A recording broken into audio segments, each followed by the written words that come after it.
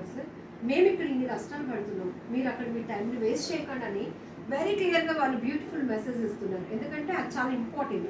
ఇప్పుడు నేను మీకు ఫస్ట్ మైక్ పెట్టగానే అడిగిన ప్రశ్న కూడా అది.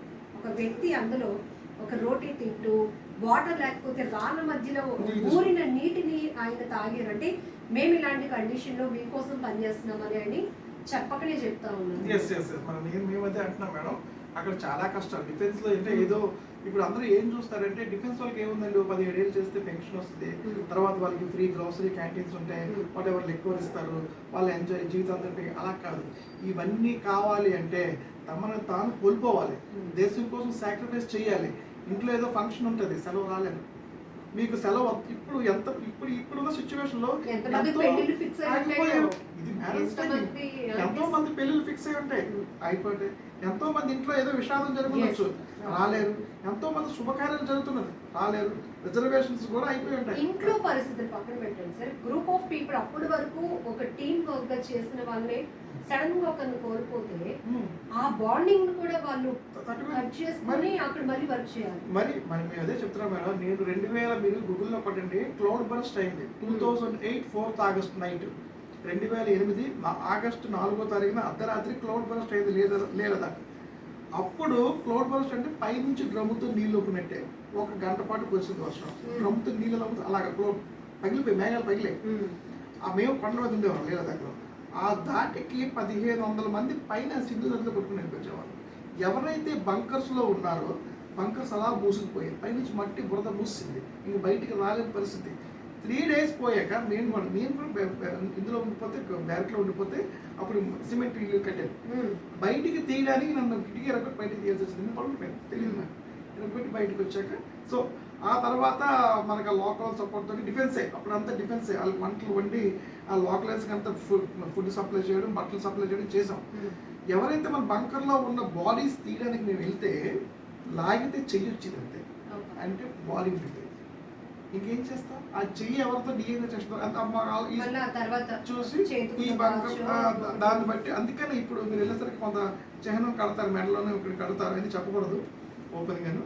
అంటే ఒకవేళ యుద్ధంలో కానీ ఏమైనా డ్యామేజ్ అయితే ఈ సైనికులకి వాళ్ళని ఎలా గుర్తించాలని ముందుకుంటా ప్రొటెక్షన్ చేసి వాళ్ళకి చేతికి ఒక ఇండికేషన్, మెడకు ఒక ఇండికేషన్ కట్టేస్తారు. దాన్ని బట్టి తెలుస్తుంది ఇట్సో ఈ అబ్బాయి సో అని తెలుస్తుంది, గుర్తుపడడం కోసం. లేకపోతే చిన్న భిన్నం అయిపోయింది, మైన్స్ పడ్డాయి, బ్లాస్ట్ అయిపోయింది. సో ఇవన్నీ ఫేస్ చేయడం ఒక ఎత్తు. ఇప్పుడు దాంతోపాటు మీరు ఏంటంటే ఫుడ్, టైంకి ఫుడ్ కూడా కావాలి, ఎంత పని చేస్తే ఫుడ్ కావాలి, ఫుడ్తో పాటు నీళ్ళు కావాలి. దానికి తేడానికి మనిషి స్పేరింగ్ అవ్వాలంటే ఎవరైతే ఆ ట్రేడ్ వ్యక్తి ఉన్నాడో తేవాల్సింది ఆ వ్యక్తి కూడా పాల్గొంటున్నాడు యుద్ధంలో. అతను ఏమంటాడు, మీతో పాటు నేను ఫైట్ చేస్తాను, నేను మీరు ఎక్స్ట్రా డ్యూటీ కదా. సో ఇవన్నీ బండల్స్, ఇవన్నీ కుర్రోళ్ళకి ఎవరికి ఏం తెలియదు. కొంతమంది కొన్ని దగ్గర జాబ్స్ వచ్చేస్తాయి, జాబ్స్ రాగానే కొంత ఇన్కమ్ సంపాదించి వాళ్ళు ఏమనుకుంటారంటే నేను ఐఎమ్ ద హీరో అంటే మిగతా విషయం తెలియదు వాళ్ళకి. నాకెంత 50,000 జీతం వచ్చేస్తుంది, లేదా నేను ఐటీఐ చదివి పలానా దగ్గర ఫ్యాక్టరీలో జాబ్ వచ్చింది. ఇప్పుడు జాబ్ వచ్చిన కుర్రోడికి జాబ్ రాని కుర్రోడికి పెద్ద డిఫరెన్స్ ఏముండదు.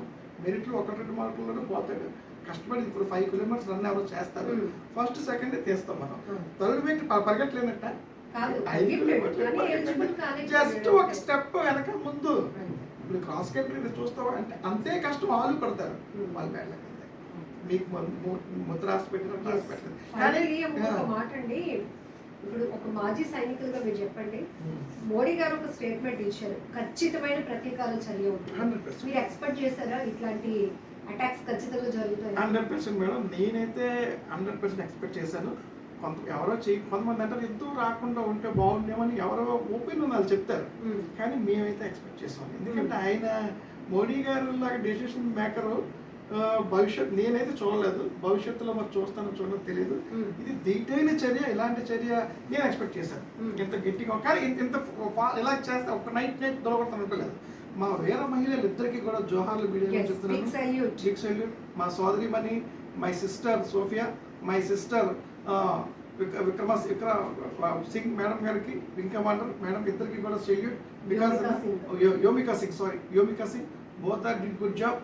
యుద్ధంకి సిద్ధం అవుతున్నారు, వాళ్ళు ఫ్లైట్ ఎక్కుతున్నారు జెట్లు అంటే తిరిగి వస్తావో రామో అన్న అందరికీ ఉంటుంది. అమ్మో అక్కడికి వెళ్ళి బార్డర్స్కి వెళ్ళి మీరు వాళ్ళని కొట్టి మళ్ళీ రిటర్న్ రావాలి. ఇప్పుడు మనం ఎంత సిద్ధంగా ఉన్నామో వాళ్ళు ఎంత సిద్ధంగా ఉంటారు కదా.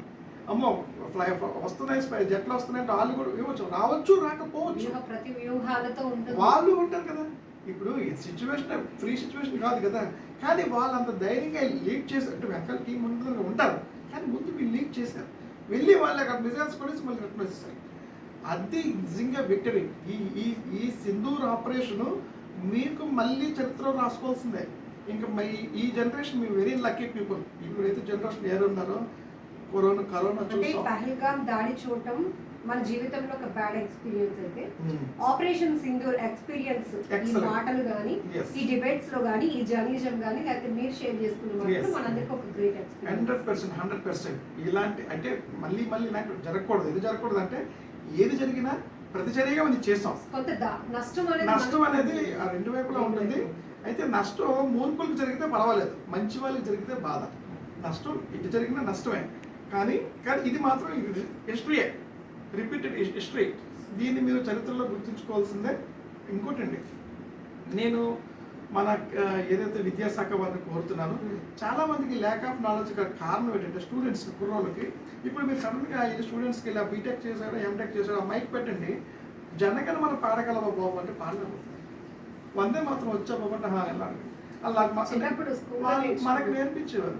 ఇప్పుడు వీళ్ళందరూ ఏదో నవ్వుతున్నారు తప్ప ఆ నవ్వడం కూడా మీడియా ఒక విధంగా చూపించేసి వదిలేస్తున్నారు, కానీ వాళ్ళకి తెలియకపోవడానికి కారణం ఏంటని సీరియస్గా విశ్లేషణ చేస్తే వాళ్ళకి నేర్చుకోవట్లేదు.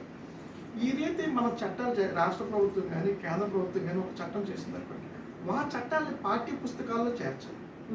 వాట్ ఈజ్ యూసీసీ ఏదో అంటే ఈ రోజు చేస్తే రేపు పెట్టి మనకి అనట్లేదు. ఒక 5 years గ్యాప్ ఇన్ని అయ్యాయి అనుకోండి, అవన్నీ డిగ్రీ వచ్చాక కడుతున్నారు. వీళ్ళకి 10th క్లాస్ నుంచి ఎన్ని తెలిసి అనుకోండి, అప్పుడు వీళ్ళు ఎవరో చెప్పింది నమ్మరు. ఇప్పుడు మనం మొన్న ఎన్డీటీవీను ఆజ్ తక్ న్యూస్లో చూస్తే ఏదైతే మనం వర్క్ బోర్డ్ కోసం అయిందో ధర్నా